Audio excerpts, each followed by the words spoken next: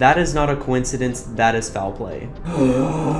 I am in utter shock and disbelief right now. I'm Sarah, and on January 19th, 2023, I was almost kidnapped. He grabbed me by the arm. From that point forward, how has it affected your life? Sorry. I can't imagine her just leaving Nova Grace. I have a Cash App request, just these awful threats of what we're gonna find her on the side of the road, we're gonna find her in pieces. Has anybody seen Hollynn? She'd messaged me, she's like, you talked to Hollynn? I was like, no, I haven't. And I just knew. No one's gonna stop looking for her, and it's not a game. I'm on my way to Kingsport, Tennessee. 19 and 21-year-old girls don't just go missing and not contact people. We live in the era of social media. I know with a lot of the teen girls I dealt with, they're kind of like the ideal victim in a way, because you got to think about it, especially with addiction and stuff, is you're in already like a low vulnerable place. At this point, it is hard to deny that something is going on in Tennessee and people need to be made aware at how dangerous the state is becoming. Before we jump in, please bring your attention to my TV.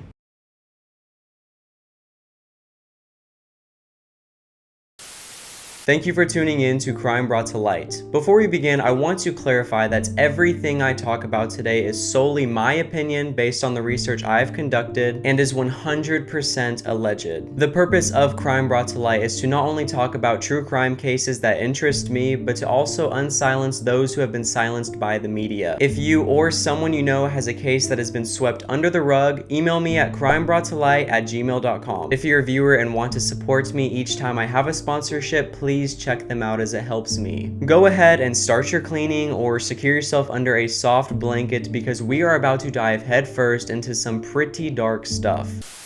The town of Kingsport, Tennessee is home to over 55,000 residents. The amount of individuals that commit crime is 7.43 out of every 1,000 residents every year. The area is known for its tasty fast food restaurant that I found was extremely delicious, known as Pal's. They also have a lot of scenic walks, and everyone that lives in Kingsport is extremely friendly. But there's one thing that they don't tell you about, and that is the high risk of human trafficking. Yes, Tennessee is known for their southern hospitality, but every state has a corner where dark things occur. Don't take this information from me either. According to WJHL.com, which is a local news report, they state, quote, TBI's geographical divisions found work against human trafficking is well organized in Upper East Tennessee, but the region faces some of the highest risks. There is a prevalence of SA, DV, drug offenses, and related crimes in Upper East region of the state, and these are crimes that are highly correlated with the presence of trafficking or can escalate to trafficking. In a way, I am wrong. It's not just Kingsport, Tennessee, but is the entire northeast area of the state. If you still have doubts in your mind and you think, not my sweet Tennessee, it is so innocent, so nice, think again. I had a dear friend of mine share her very personal story of the time that she was almost kidnapped, and guess where she lives? Northeast Tennessee. Her 1-year anniversary is in January, and she is now ready to speak on the incident. This is her story. Hi, I'm Sarah, and on January 19th, 2023, I was almost kidnapped in East Tennessee. I was at my apartment complex. Recently picked up my dog. She's a golden doodle, so I took her to a training facility. They told me when I picked her up that I had to train her off leash, whenever she got home. So I was like, okay. So every day I would have to take her on a 15-30 minute walk to train off leash.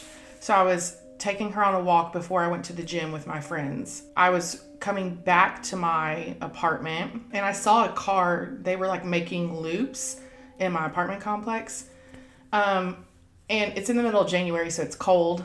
And they had their windows down. So I thought at first, that's a little weird, but also we don't really have lights in my apartment, where I used to live. So I was like, okay, well, maybe they're DoorDash and they're looking for something. I didn't know. About the third time that I saw them, I heard one of them say, grab her. And I thought they were talking about my dog. because I'm like, okay, she's a golden doodle, she's off leash, she's gonna be easy to grab. So that's like immediately where my head went.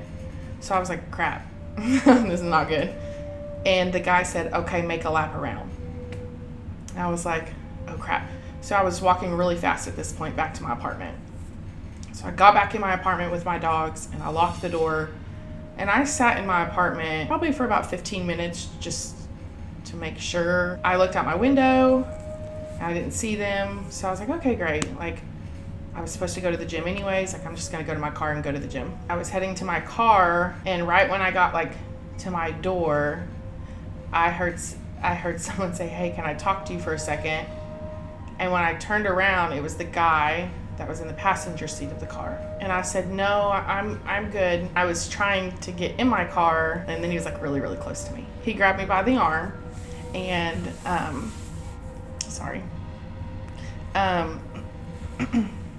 he grabbed me by the arm and was like, I just need to speak to you. And I kind of blacked out. I just kind of like started flailing like my body because I didn't really know what to do. I've never like been taught how to fight somebody off. So I was just like, I just started like becoming dead weight and just was like flailing everywhere and just, I don't even know what I was doing. And I somehow hit him in the face so hard. I mean, I heard it hit his jaw, and he like yelped and said, you bitch. And he stumbled backwards enough for me to hurry and get in my car, and I shut the door and locked it. And so I just started my car and I peeled out, and they started following me. I called the cops, and I was on the phone with the cops the entire time. And I was just like, I don't know where to go. They're right behind me, and they eventually stopped following me on the interstate because I put my flashers on because the cops told me to put my flashers on because they were trying to find me on the interstate, and I think it tipped them off that I was on the phone with the police. And were they ever caught? Yeah, so there were 3 men. There was somebody in the driver's seat, the passenger seat, and someone sitting directly behind the driver. My dad used to be a police officer, and then he became a U.S. Marshal. I don't want to say he instilled fear into us, but he always said, always be aware of your surroundings. And I always thought that was so bogus, but I was just kind of like, okay, like, you're just paranoid. When that guy was like grabbing me, my first thought was, remember everything. And I described the man that grabbed me so accurately to the cops. I mean, I was like, this is how tall he was. Like, I think he was around this weight. He had blonde, shaggy hair. Like, he was really young. He had a blue Bass t-shirt on. Like, I don't know how I remembered that. And he had a ball cap, and I remembered the car, and I didn't remember the other 2 men because it was dark and I couldn't really see them, but I could see the colors of their shirts. The man that grabbed me was caught. It took a couple months, but he attempted to kidnap another young female. She was 16.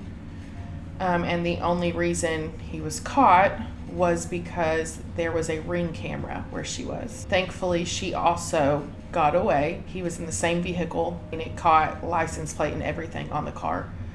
So that's how he was caught. The guy that was driving the car was also caught only because the man that grabbed me was upset in jail and ratted him out. And they still have not found the third guy. From that point forward, how has it affected your life? I mean, I don't do well at nighttime. It's almost been a year. I have only went somewhere by myself twice since then. I have really bad nightmares. I ended up moving from that apartment complex because at the time they hadn't found him. I was terrified that they were going to come back and get me. So I couldn't live there anymore, honestly. I got diagnosed with PTSD and was prescribed anxiety and depression medicine, but I'm still extremely fearful, especially in like big crowds. I remember trying to go to a basketball game, and I had a panic attack because there were so many people, and at the time the guys weren't caught, so I was like, they're probably here. And like, I just felt like I was being stalked. I mean, I don't feel that part now just because 2 of them have been caught, but there is still that fear of Do I look like an easy target? Am I noticeable that this happened to me? Growing up, things would happen outside of your home, and you would come home and you'd be like, oh, this is like where you can like relax, right? Like you can come home and just feel at peace. And because it happened at where I was living, it was like I was safe until I wasn't. If it can happen to me where I'm supposed to feel the safest, like where do I go to feel safe again? Yeah, it's affected a lot. For anyone who may be feeling that human trafficking is not an issue, what would you have to say to them? It's actually a very large issue. When I called the cops, that's the first thing I said is I didn't think that this was real. I'll be honest, you see it in movies, or you see in other big cities like New York City, or you never think, oh, this can happen in East Tennessee. And it's very much real. There's a lot of cases and they actually don't get talked about enough. I wish I was more prepared. Prepare yourself. I carry mace and a taser everywhere I go now. Take classes, take self-defense classes. Don't be so comfortable. Don't be in fear, but don't think you're invincible, because I definitely thought I was. If you decide to leave a comment in regards to Sarah and her story, please make sure that it is filled with nothing but love and support. I've personally watched her go through what some would call hell on earth, and I can see nothing but a brave, independent woman who is capable of great things. Now that I've kind of pitched my stance on how dangerous Tennessee actually is becoming, let's talk about the 3 missing women, all from Kingsport, Tennessee. As I go through each story of all 3 of these missing women, I couldn't help but see that they all seem to be very much so connected. Especially when I read about the most recent missing person, I had chills from the top of my head to the soles of my feet. All I can say is buckle up. Layla is a big, bright ball of energy, wide open all the time, just lit up, full of energy. She's hilarious, stubborn, brave, extremely strong, both physically and mentally. On June 24th of this year, Layla's mom Jennifer received a very alarming message. Now, it's a little confusing, so just stay with me, but Jennifer received a message through Layla's Facebook account that was Layla's boyfriend using her account, asking if Layla was in jail or had been missing because he hadn't heard from her. Obviously, Jennifer had no idea that her daughter was even missing at this point, so she began to call into different hospitals or different jails to see if that was the case. From that point forward, a snowball of questions began to roll. It's like a Saturday night and we're all hanging out at the house, and I get this weird message from her account, but it's clearly not her. She and her boyfriend were sharing a phone, and it's him asking do you know if Layla's in jail? And I'm like, what kind of a question is that? And so I respond with questions. Why would she be in jail? What are you talking about? Why is she not with you? And there's no responses. So I get with some other family members. We call the jails. We look up online. We call some hospitals. She's not any of those places. I went to bed, and when I woke up in the morning, I had gotten a text message from her at 11 something the night before, and it just said, I'm okay. So I immediately start text at 6:45 in the morning. I'm texting her. I'm like, oh, thank God you're okay. Why did he think you're in jail? And she just very short answers, which is not very like her. And I'm just, okay, be safe. Please be safe. I love you. And that's that. At this point, there's nothing weird happening. It's just that in my thought processes, I'm thinking she got tired of the toxic relationship she was in and she walked away from it. And because he has access to that account where they were sharing a phone, she doesn't want to describe all that to me via text, and she'll call me later. Her boyfriend had been reaching out to not just me, but also her biological father. And the next morning, he texted me again from Layla's account saying like, oh, don't you know what kind of terrible things can happen to a young girl out there on their own? Like, I don't know where she is. I can't find her. And at this point, I'm like, I've heard from her. He's saying he's heard from her. I felt very confident that I would get that phone call. According to the US Sun, they write, quote, Layla and her boyfriend had a falling out days prior, and Layla had been staying with friends for a few nights before checking into the AmeriCorps Motel along American Way on June 25th. Guests who were staying at the AmeriCorps Motel and saw Layla claimed that she was extremely paranoid. She was barefoot and trying to hide from anything and everyone. They had opened a missing persons investigation. Detectives had showed up at the boyfriend's house,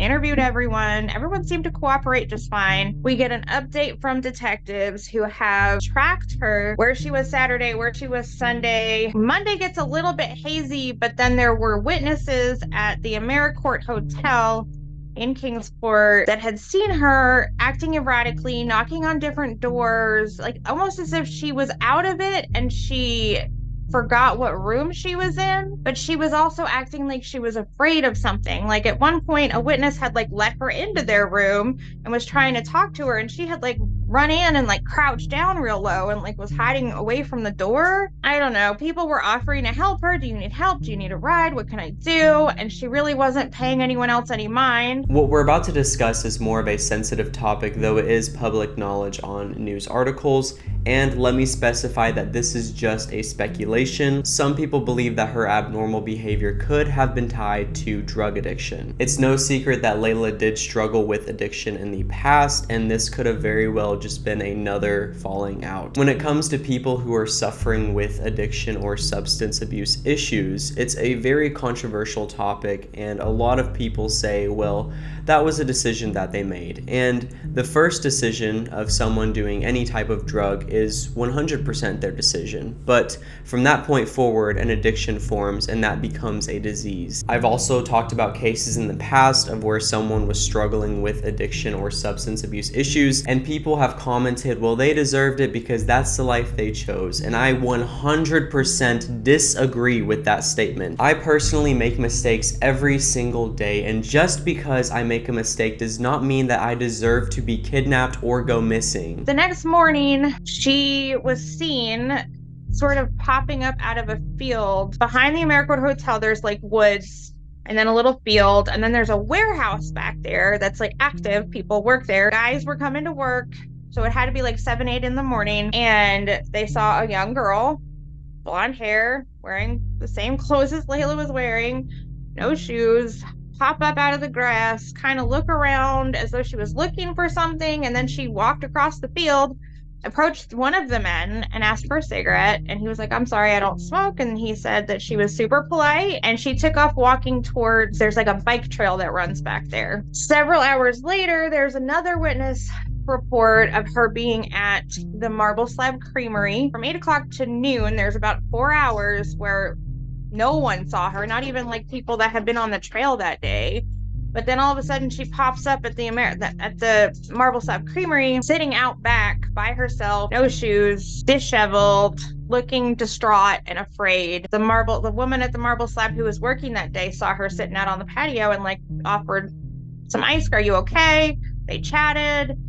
She didn't say anything too detailed to this woman. She makes a phone call. She was trying to call for a ride, but whoever was on the other end of the phone said that they were too far away. They weren't going to get there in time. And she only made the one call. Then she, said thank you and goodbye to the lady and said, I'm going to go get me some flip-flops over at Five Below. And she never made it to Five Below. And that is the last day that anyone has saw 21-year-old Layla Santanello. Jennifer received a very alarming Cash App request. This is what Jennifer said on the interview. And Layla's dad's girlfriend sends me a screenshot of a Cash App request from Layla's account, and it was TWL, whatever they will or won't let me go initials. And it took us like a good 10 minutes to figure that out. We're like, what is this? I don't understand these letters. Like, this doesn't make any sense to us. And then all of a sudden got very, very clear. And I was like, they will let me go? They won't let me go? Like, what is happening? She and I start kind of trying to have a conversation back and forth via Cash App. And you got to send $1 to leave a note, to ask a question, to try and get your question answered. Like, it's just an insane thing that's happening. I'm excited now because I'm thinking she is on the other end of this phone. And whatever's going on, we'll be able to get to the bottom of it. I remember we called the police too and told them. And at first they were kind of like, oh, it's a scam. And I was like, yes, but she's missing. Like, this doesn't make any sense. We started to get a little smarter, started asking questions that only Layla would know the answers to. Like, what's your baby brother's middle name? And what's your oldest brother's birthday? And just things that only she would know. And they are now ignoring those questions. So I'm over here like, if this is actually my daughter and she's actually in distress and she actually wants me to pay this money, she's going to give those answers. Layla's dad's girlfriend continued to engage for a few days. And the tech, like the messages got really ugly. Just these awful threats of what we're going to find her on the side of the road. We're going to find her in pieces. Like just all these awful, awful things. And it took them about 3 weeks, maybe a little longer, to track everything down and get an address from where all of that was coming from. But she wasn't there. The house was raided. Evidence was brought in. Layla had spent time in this home, but she wasn't there, and they weren't holding her. There was no reason to believe she was actually being ransomed or whatever. This was just some kind of crazy crime of opportunity where this person realized, oh, hey, I have access to this account. Let me see if I can mess with the parents a little bit and get me some money. I would love to speak my thoughts and feelings to the person behind the Cash App requests, but if I did, the entire video would probably be taken down because I have nothing nice to say to this individual. When it comes to any missing persons case, no matter how old or young someone may be, the question of did they run away comes to play in any case. When interviewing Jennifer, I asked her if there was any way possible that Layla could have just ran away. This is what she said. Anything is possible.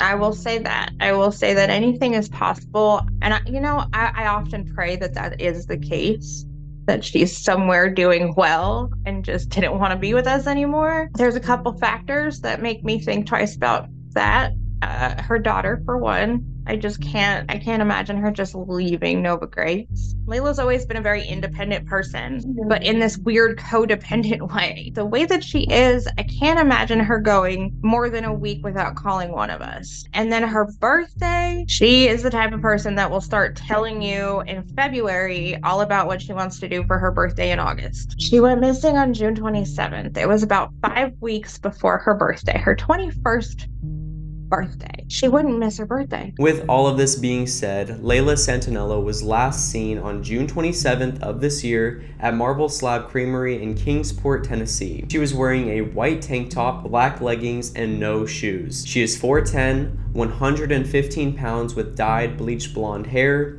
She has various tattoos on her body, such as a Roman numeral on her collarbone and her daughter's name, Nova Grace, on her left forearm. She is a very kind and caring person, and she's a lot of fun to be around. She's also a little bit impulsive. She loves her family dearly, her adoptive family, her foster family, her biological family. She loves all of them dearly. Around just 100 days later, another young female went missing in Kingsport, Tennessee, just 2 miles away from where Layla was last seen on June 27th. The girl's name is Hollynn Snapp, and she's 19 years old, and honestly, her case has even more questions as it just seems she vanished in thin air. Growing up, Hollynn had what some would view as a difficult or challenging childhood, as she grew up in foster care. Though she was eventually adopted, and she was also someone who suffered with substance abuse issues. According to the US Sun, they write, quote, Hollynn meanwhile also suffered from addiction and mental health issues, and her parents told WJHL, which is a local news station, that she operated at the mental capacity of a 9 or 10-year-old. I was able to speak with Hollynn's former foster mother, Leslie, and this is her story. I had talked to Hollynn on September 27th. It was not unusual for her to message me 2 or 3 times a week at least. And she had messaged me that night pretty late. We talked back and forth to about 6 o'clock that morning. And she told me that she was going to rehab. And I told her I was very proud of her. I thought, that was a great decision for her with some things that she had going on. Not only possible addiction, but also just some mental health things that she had going on at the time. And I told her I was very proud of her. That was a good idea. So that was her plan, was to go there the next day. She was going there that morning, actually. I didn't think much of it when I hadn't heard from her. My daughter got married several days later, so I was in this whole, fixated on my oldest daughter getting married. It was in the back of my mind, hey, I haven't heard from her, but she's in rehab. I know a lot of times they can't have their phones. They encourage them not to reach out the first week or so. So I was like, okay, I need to contact Heather and make sure. But then we had a major birth in our family. I mean, just, all these life circumstances that I was like, okay, I think it was the morning of the 19th and saw on Facebook that Heather was like, hey, has anybody seen Hollynn? She'd messaged me. She's like, you talked to Hollynn? I was like, no, I haven't. And I just knew by the date, I was like, I haven't talked to her in this long. And if Heather hasn't talked to her in that long, something's definitely wrong. I mean, that's not like Hollynn. Hollynn talked to her mom all day, every day, multiple times a day. She has not reached out at all. And that's something about Hollynn. Hollynn loves electronics. Even when she was 9, 10 years old at my house, her mother talked to her October 5th. That's the last contact we've had. We have learned that someone saw Hollynn on October 15th. But that's the absolute last time anyone has claimed that they've seen her or said that they saw her. I was also able to speak with Leslie's niece Jasmine, as she knew Hollynn very well. And this is what she had to say regarding her disappearance. The day that she was reported missing, my aunt told me, and I remember just feeling like the world had stopped for a second, because you never expect anything like that to happen to you. You always watch TV shows about it and, hear about it. Even if it's a real case or not, you always hear about it, and it's always something in the back of your mind. But when it really happens to you, it's like your entire world's put on pause for just a minute. I want people to be extremely aware of this. Isn't an episode of Law and Order or Criminal Minds or something like that. This is real life. She has a real family. She has people that woke up with her on Christmas morning and people that didn't get to spend this Thanksgiving with her because she wasn't here.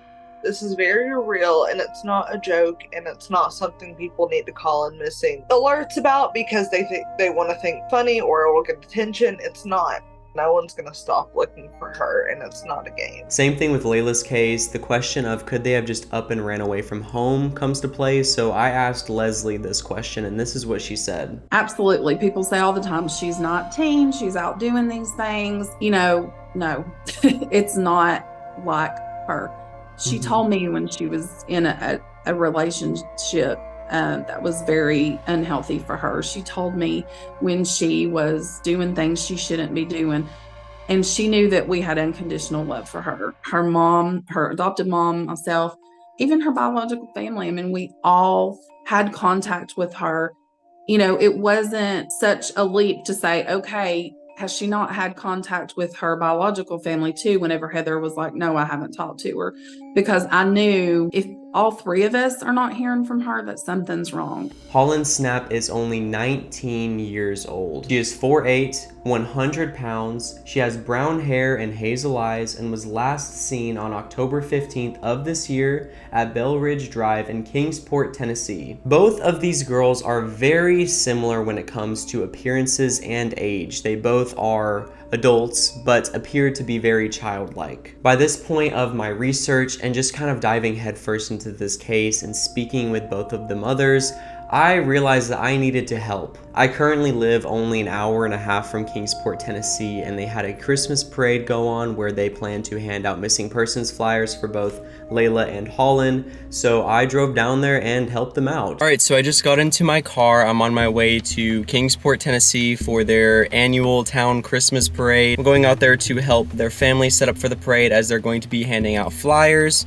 to the people on the street while, I guess, the parade cars go down. Ride with me to Kingsport, Tennessee. Is them running away a potential thing that they could have done? I mean, let's just be realistic. If people want to question that, 19 and 21-year-old girls don't just go missing and not contact people. We live in the era of social media. People, if they can, are going to talk to somebody, especially if they feel like they're in danger. Both Hollynn and Layla are undoubtedly similar, and they're both very close in age. I asked Leslie and Jennifer if there was a possibility that they could be connected. Here's what they said. Theories that roll around in my head, but there are some weird connections. They knew some of the same people. The size of them is similar. They're both tiny little childlike grown adult women. It would not surprise me to find out that there is some type of link or connection here. but we could be completely wrong about that as well. It's one of those things I kind of go back and forth on. As more details come out, we do realize that they very much ran in the same circles. There's no proof that they knew each other at all. The proximity from where they both went missing is like 2.5 miles from one another. And, just other than their height and their weight and their, I guess, appearance, both of them look could look like a child to somebody who didn't know them at all. They have very concerning friends on Facebook in common. So some days I'm like, yes, I think that this is linked somehow. And then some days I'm like, there's no way that this has anything to do with the other thing. Mm-hmm. So I really don't know. I am in utter shock and disbelief right now. So this morning I woke up like normal, and I had received a text message from one of my friends who is aware that I'm covering this case. Layla and Hollynn still have not been found yet. My friend informed me that there is now a third missing woman in Kingsport, Tennessee. Not only is she missing in Kingsport, but she was last seen at a Five Below store, and turns out it's the exact same Five Below that Layla was last seen on June 27th. All of this information is very new, and I just found out like probably 30 minutes ago, but the woman's name is Shauna Lee. She's 33 years old. She was last seen on December 5th of this year. She is 5'8" and 140 pounds. There are such things as coincidences, but when it comes to a missing person that disappeared in the exact same area someone else disappeared from just 4 months prior, that is not a coincidence, that is foul play. At this point of the documentary, I literally had so many thoughts and feelings that were just bubbling over in me. My experience with the loss side of things is non-existent. I feel like I'm more of a messenger. I read things online and I tell you guys those things that I read. Kaylee, on the other hand, she's a current law student. I asked her some questions, I picked her brain, and here's what she had to say. I used to be a child welfare worker here. We had a crazy amount of kids that actually had some type of experience with trafficking. We were required to take so many trainings with it. At school, I'm actually in a club that focuses on anti-trafficking stuff. So we had the FBI come and talk to us and a lot of stuff like that. I know with a lot of the teen girls I dealt with, they're kind of the ideal victim in a way, because you got to think about it, especially with addiction and stuff, is you're in already a low vulnerable place, and then especially a lot of younger women are very small and petite, and those are just raised green flags of these people, and they're oh, that's the person to get. And I don't think that people understand that, especially in Knoxville and the surrounding area, that it is such a big problem. We'd have kids that would go missing for months at a time. Some of them I don't know whatever happened to them, and then others would pop back up in Memphis or something in 6 months, and they'd be oh yeah, I was doing this. And then we had a girl that was trying to get other teen girls in it, so they kind of got out but was also still in it, so because I guess she was getting the pros of the side of it, because she was helping them get more people in. So after that I realized how prominent it actually is in this area, and when you look at how many people have actually been arrested, or even stings that they've been looking at here, it's very, very alarming. Do you have any recommendations of what they could do?